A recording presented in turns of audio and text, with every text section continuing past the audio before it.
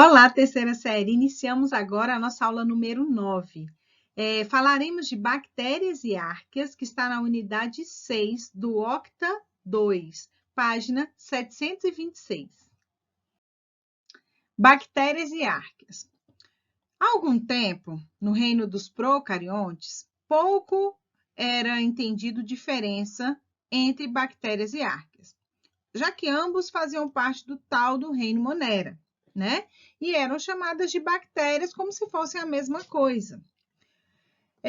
Depois de estudos, né? Depois de décadas estudando, foi descoberto que, na realidade, existem algumas diferenças entre esses dois modelos de micro-organismo, o que possibilitou, então, a criação de um novo grupo, diferenciando as arqueas das bactérias.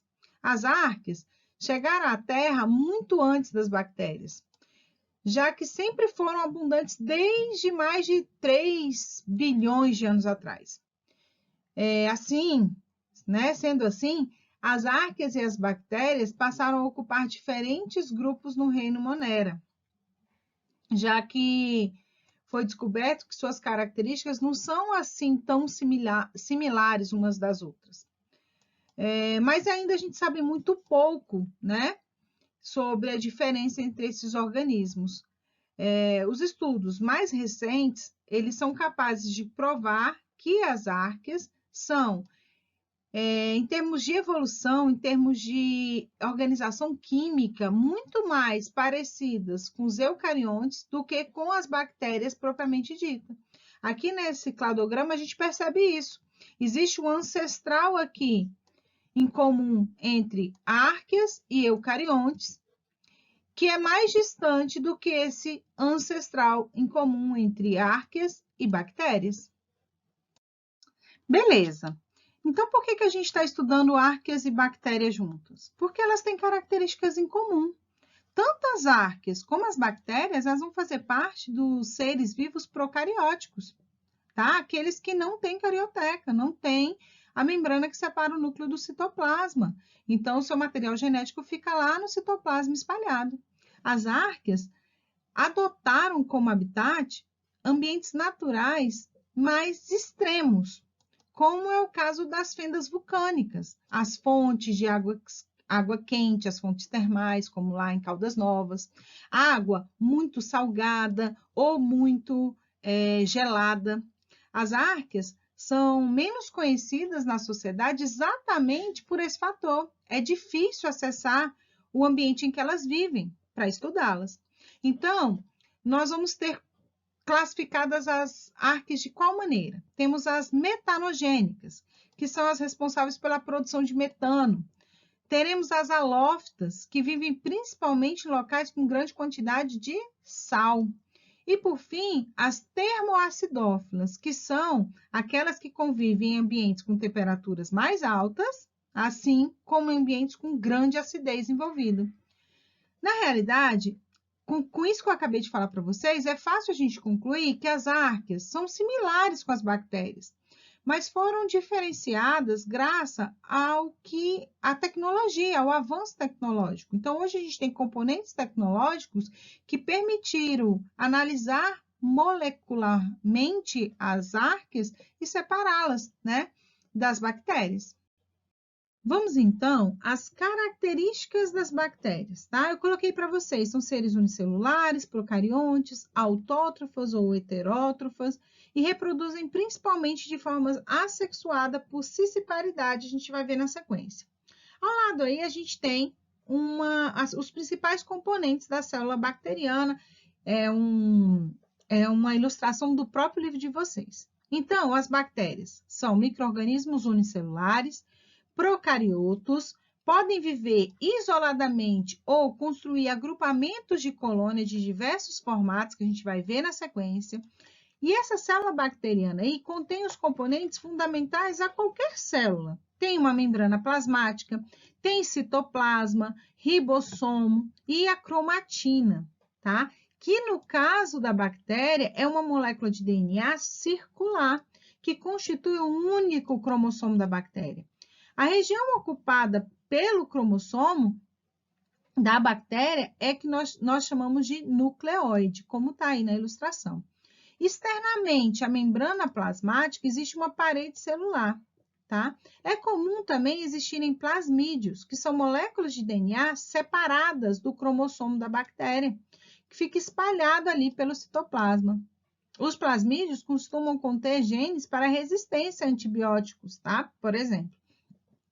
A existência de flagelo e fibrinas tem a finalidade de auxiliar na locomoção do micro-organismo. As bactérias podem viver isoladamente ou construir agrupamentos coloniais de diversos formatos. De acordo com a forma que apresenta, elas recebem uma denominação específica. Bacilos, por exemplo, apresentam formas alongadas, cocos com formas esféricas, porém eles podem associar e formar diversos tipos de colônia, diplococos, estafilococos, streptococcus, pneumococos e tétrade, por exemplo. Os espirilos apresentam forma espiral, diferenciando em espirilo, quando ele possui o corpo mais rígido e presença de flagelo, e espiroquetas, que são mais flexíveis e se locomovem por contração do citoplasma. Vibriões têm forma de vírgula. As bactérias se reproduzem assexuadamente por um processo chamado de divisão binária. Também pode ser chamado de cisparidade ou simplesmente bipartição. Essa divisão binária, essa bipartição, ocorre quando uma bactéria duplica o seu material genético e logo em seguida se divide, originando duas bactérias idênticas a ela, certo? Como está aí na nossa primeira imagem.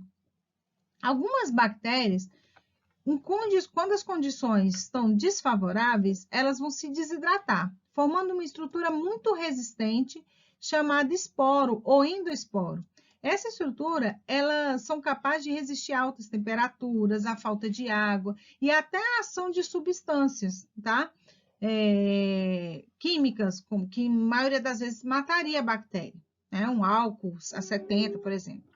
Quando encontram condições ambientais favoráveis, esse esporo ele vai se reidratar e a bactéria se reconstitui, voltando a se reproduzir por divisão binária, por cisparidade normalmente. O combate a esses esporos bacterianos é um grande desafio para a indústria de alimentos, para a medicina, pois, como eu falei para vocês, eles são extremamente difíceis de serem exterminados. Alguns cientistas vão falar que as bactérias só apresentam só esse tipo de reprodução, não apresentam nenhum tipo de reprodução sexuada, e sim recombinação genética, certo? Aqui nesse segundo desenho tem a formação do esporo. E o que seria a recombinação genética? Tá? Ela pode ocorrer por transformação, mas vai ter outros cientistas que vão falar que isso é uma forma de reprodução sexuada. Como é que ela pode ocorrer? Por transformação, por transdução, por conjugação. A transformação ocorre com algumas bactérias que conseguem absorver fragmentos de DNA que se encontram dispersos no meio. Esses fragmentos, elas incorporam o material genético delas e se transformam em outras bactérias, muda sua constituição genética.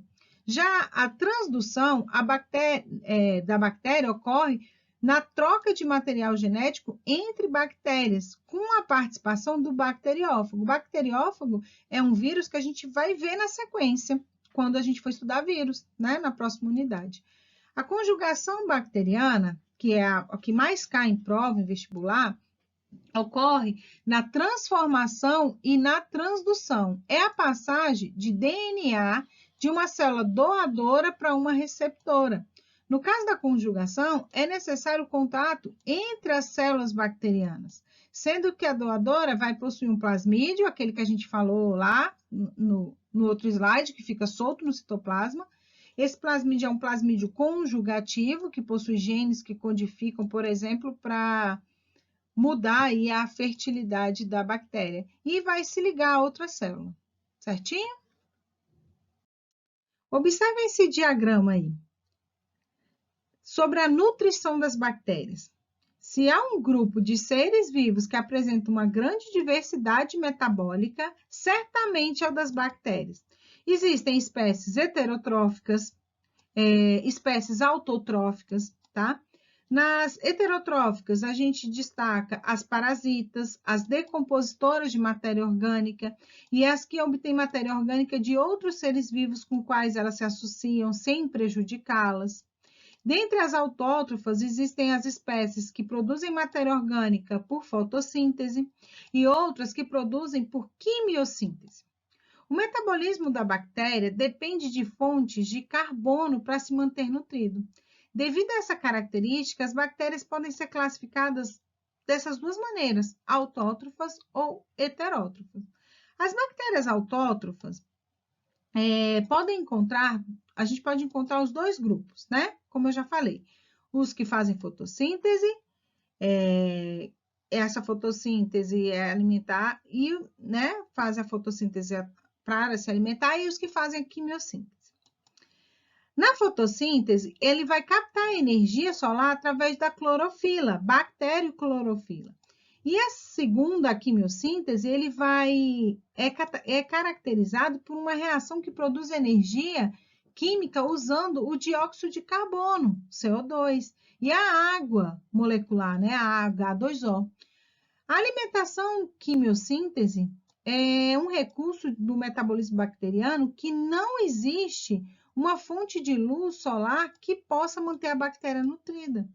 As bactérias heterotróficas, em uma primeira instância, a gente pode dividi-las aí a partir do oxigênio. Algumas precisam de oxigênio para sobreviver, são aeróbicas, obrigatórias, né? E outras sobrevivem com ou sem oxigênio. Então, elas são anaeróbicas facultativas. E também há aquelas que morrem mediante a presença do oxigênio. São as anaeróbias obrigatórias, certo? É no grupo das bactérias heterotróficas que a gente encontra aquelas que são nocivas para o corpo humano, pois em sua classe vai destacar aquelas que atuam como parasitas patogênicas, que agridem outros seres vivos a fim de conseguir suas respectivas fontes de nutriente. Esse processo parasitário pode ocorrer de diversas maneiras diferentes, mas não são todas as bactérias parasitas que vão prejudicar quem está com ela, o portador. As bactérias simbiontes, por exemplo, elas são encontradas no estômago de alguns ruminantes e se alimentam da celulose da vegetação ingerida pelo bicho. E, em troca, vai fornecer aminoácidos essenciais para o metabolismo do seu portador. Então, um outro tipo que destaca também são as decompositoras, né? Essas são fundamentais no papel ecológico, elas se alimentam de matéria morta, então elas são importantes para o equilíbrio da biosfera. Essas bactérias, elas podem atuar decompondo vegetais e animais e recobrando, devolvendo ali o nutriente para as respectivas espécies, né? Vai devolver os nutrientes aí depois de sua decomposição. Como a gente sabe, o plástico e outros materiais demoram para ser decompostos, mas quando isso acontece, as responsáveis por esse processo de decomposição é justamente as bactérias. Então, é fundamental o seu papel aí no ponto de vista ecológico. Então, no livro de vocês vão encontrar as equações químicas dessas formas de alimentação que eu falei para vocês, tá?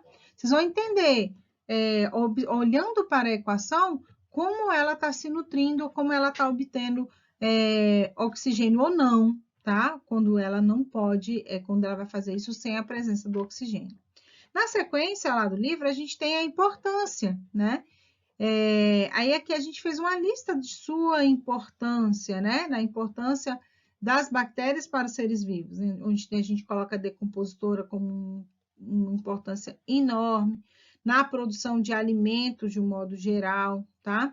Produção de hormônio lá para o corpo humano, a digestão de nutrientes para o corpo humano e de outros animais. Na sequência depois, né? Na sequência, a gente vai ter as doenças, tá? E aí eu gostaria que vocês lessem sobre botulismo, cólera, febre maculosa, todas essas doenças causadas por bactérias aqui, ou seja, bacteriose, estão lá no livro de vocês. Agora é com você. Então, gente, a gente chega ao final da aula. Eu deixo para vocês um para praticar, para a gente ver se entendeu o conteúdo da página 732, 733 e 734. Tem uma sugestão aí para complementar o conteúdo, que vai falar sobre bactérias e árqueas pela Khan Academy do Brasil, é um canal do YouTube também. Podem até pesquisar pelo nome e aí ver a sequência de vídeos que ele tem, se não por esse endereço que eu estou deixando aqui na descrição do vídeo. Um beijo, fiquem com Deus, façam os exercícios e espero vê-los em breve. Tchau, tchau.